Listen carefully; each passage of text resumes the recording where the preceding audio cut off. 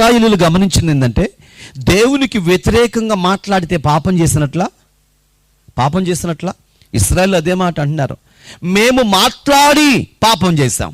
అంటే దేవునికి వ్యతిరేకమైన మాట ఏది మాట్లాడినా అది పాపంతో సమానం ప్రియులరా. అందుకనే మన నోటిని జాగ్రత్త పెట్టుకోవాలి. కొన్ని సందర్భాలలో మనం ఏం చేస్తామంటే, ప్రార్థనకి వెళ్ళే వ్యక్తులమైనప్పటికీ, ప్రభురాత్రి సంస్కారాధనలో పాల్గొనే వ్యక్తులమైనప్పటికీ, దేవునితో పోలి నడుచుకునే వ్యక్తులమైనప్పటికీ, ఉపవాస కూడికల్లో పాల్గొనే ఒక పవిత్రమైనటువంటి సిద్ధాంతాన్ని కలిగి, పరిశుద్ధ గ్రంథాన్ని కలిగి ప్రభుని ఆరాధించే వ్యక్తులం అయినప్పటికీ, కొన్ని సందర్భాలలో మనం చేసే పని ఏంటంటే, ఆగ్రహాన్ని తట్టుకోలేక, కోపాన్ని తట్టుకోలేక మనం ఏం చేస్తామంటే, భక్తిని వీసి ప్రక్కన పెట్టి మనం మాట్లాడే మాటలు లోకంలో ఎవరు మాట్లాడలేరు ప్రియుల. అలాంటి పచ్చిబూతులు మాట్లాడుతూ ఉంటాం. అసలు భక్తి అన్నదే సంగతి మర్చిపోతాం. మనం బైబిల్ కలిగి ఉన్నామనే సంగతి మర్చిపోతున్నాం. సైన్యములకు అధిపతి యెహోవా మనం చూస్తున్న సంగతి కూడా మర్చిపోతాం ప్రియులారా.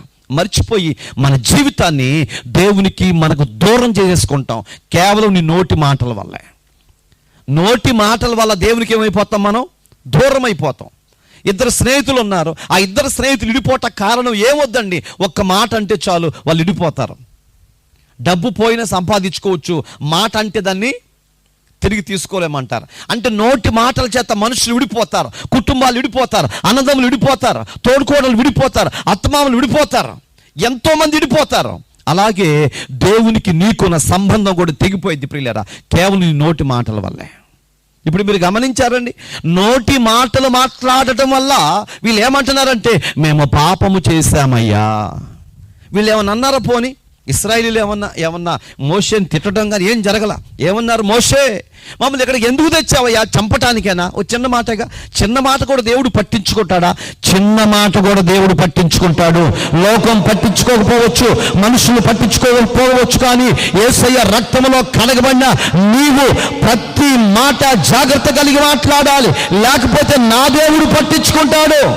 నా దేవుని సన్నిధిలో లెక్క చెప్పాలి. మనుషులు క్షమించవచ్చు, దేవుడు క్షమించడు ప్రియులరా.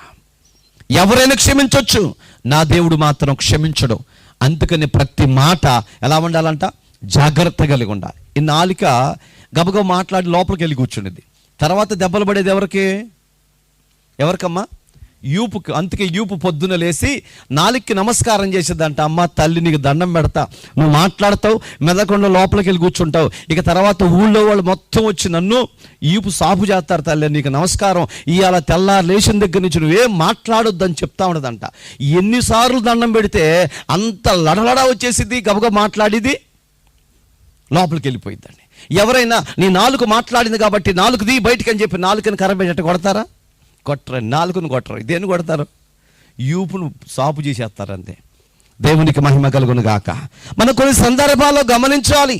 ఏం గమనించాలంటే, దేవునికి విరోధమైన మాటలు ఏమైనా మాట్లాడుతున్నావేమో, దేవునికి దుఃఖాన్ని కలిగించే మాటలు ఏమైనా మాట్లాడుతున్నావేమో, దేవునికి బాధ కలిగించే మాటలు ఏమైనా నీ నోట వస్తున్నాయేమో, నీ కుటుంబంలో వస్తున్నాయేమో, ప్రతి విషయాన్ని గమనించాలి ప్రియులారా. నీ కుటుంబం దేవుని చేత ఏర్పరచబడిన కుటుంబం, దేవుని చేత ఎన్నుకోబడిన, సిలువ రక్తములో కడగబడిన దేవుని ప్రజలు. మనం దేవుని ప్రజలం కాబట్టి జాగ్రత్త కలిగి ఉండాలి. ప్రతి విషయంలో జాగ్రత్త కలిగి ఉండాలి ప్రియులారా. ఉండలేనప్పుడు ప్రతి విషయం గురించి దేవుడు లెక్కలోకి తీసుకుని వస్తాడు.